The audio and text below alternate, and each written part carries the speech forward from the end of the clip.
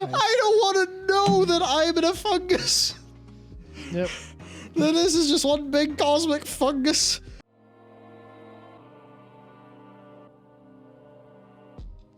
So I guess the next thing, Dakor has got for us some images from Grimoire of the Shadowlands because his copy has actually arrived. Chapter 9, the first ones, and the grand design. Since we brokers first set out from our realm of origin upon the great barge cities that navigate the currents of the in-between, we have been driven first and foremost by one goal: to learn the truths of the first ones and lay claim to their ancient secrets. The journey began by seeking centers of knowledge that legends tell us were shaped by their hands, such as Oribos, Baroneth, Nerim Ann, Corthia, and more. So there's some teasing. In some cases we were successful, in others we continue our search, but even when we found such destinations, every hard-gleaned answer we uncovered led to new questions exploding like fractals before our very eyes. I think it's when we start getting to the fractal that some people's eyes start to gloss over and they're like, why are you putting maths and science into my fantasy setting? So Queries of the Beyond. If I go to our next one here. Wait, no, where are we? Where are we?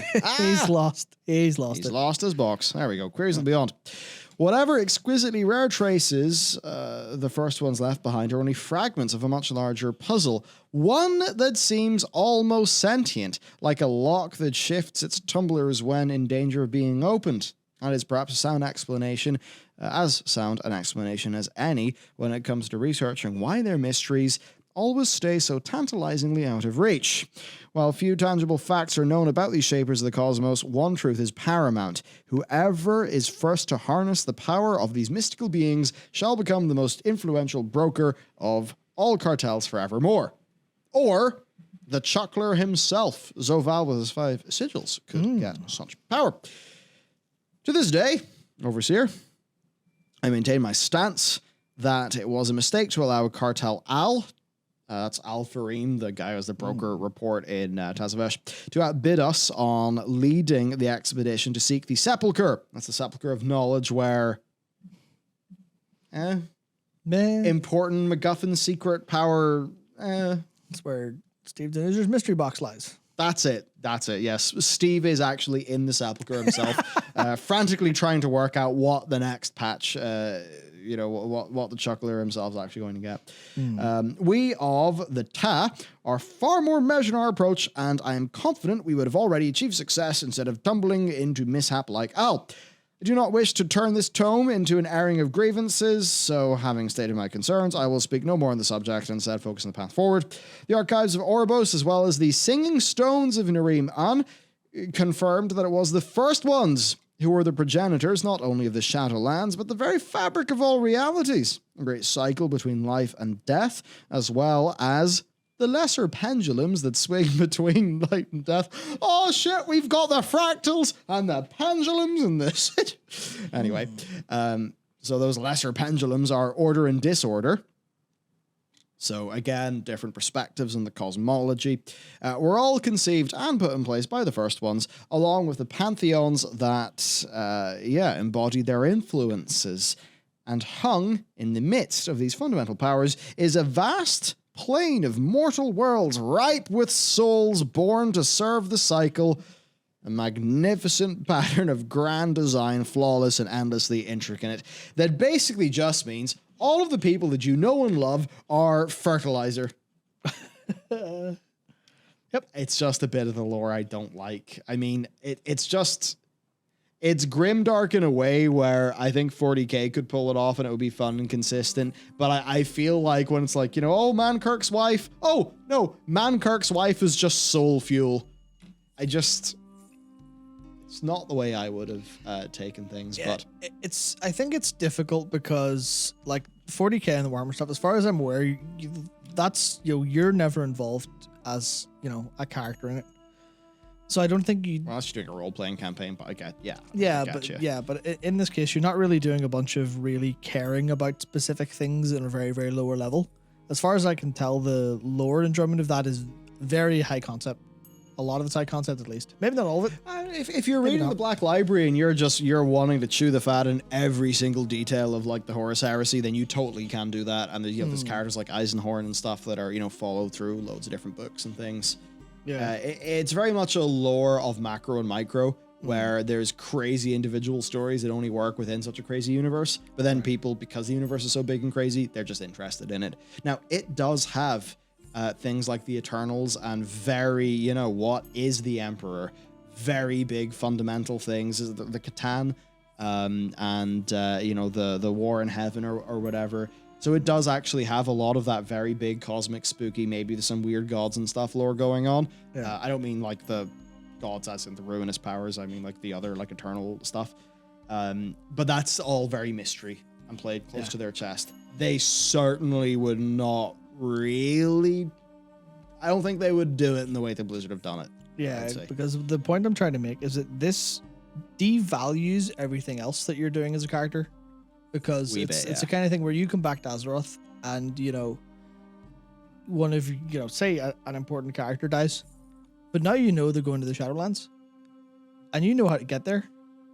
So what's stopping you from going, oh shit? I mean, you could technically say the same. Yeah, you could technically say the same of necromancy, but that was always frowned upon because it had side effects. But today, you know, it's like, ah, shit, you know, oh, the Dreadlords, like as an example for a story setup. Oh, Khadgar knows the key piece of information we need to solve this problem. Ah, fuck, the Dreadlords just killed him. Well, you know, they killed him, you know, just say stabbed him. He dies in front of us. He didn't get to tell us.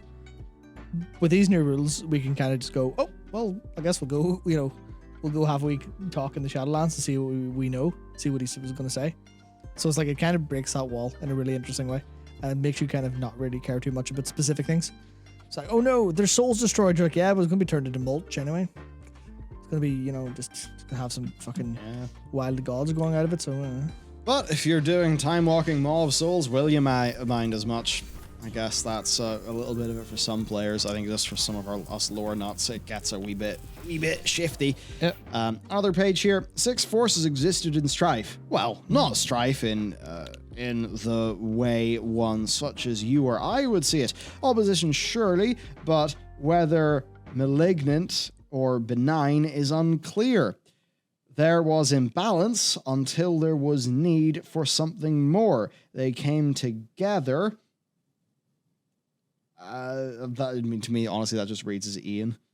They came together or were brought together, depending on how one interprets the fractal, and gave form to their design.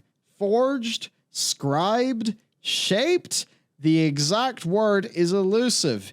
Each gave a portion of themselves, and thus the pattern was drawn. It is from here that the language becomes clearer.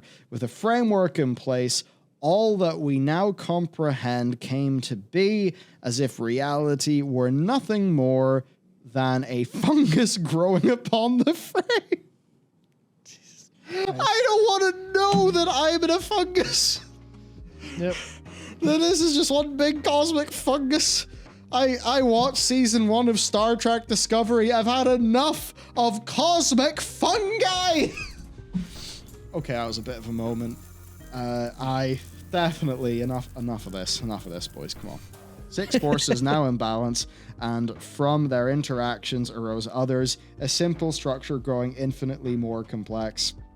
It's like, what does this mean for me dealing with the Defias Brotherhood and some bandits and, you know, regular stuff? And then, of course, we get into the refined cosmology we've talked about foreign stream, and the same with this Mysteries of the First Ones. There's just a few more pages of Dakor. He's actually scanned the entire book for us. Yeah. I mean, thankfully. This is the thing, it's that I kind of want to defend it slightly, which is uncharacteristic of me. But I think this stuff is like kind of cool background dressing.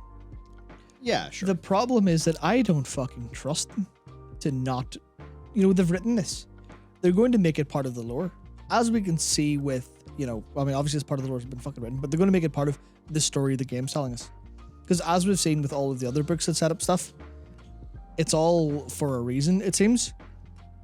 And everything we've been taught before, this cosmic direction is cool and all, but this would be so much better if it were for lower people to study. But we know they're going to pull it in. We know regular players are going to need to care about it or vaguely understand it to have the full context for what's going on. Whereas that's not necessarily the case if they stuck to a simpler story. And this was literally just cool stuff we could talk about. But the fact that they're kind of bringing everything in to the main, the main game and the main story means that people have to understand Zoval. People have to care about this. Yeah. But if Zoval were simpler to understand and his motives were more clear, then we would just go, oh, yeah, we understand like the hidden secrets of the world, but no one in game gives a shit. It's just us running around with our big brains, but like, ha ha ha, we know stuff that maybe Khadgar only knows. Yeah, and I think like if this was just this could have just been explored in a slightly a sort of a slightly different way and could have been more successful, I suppose.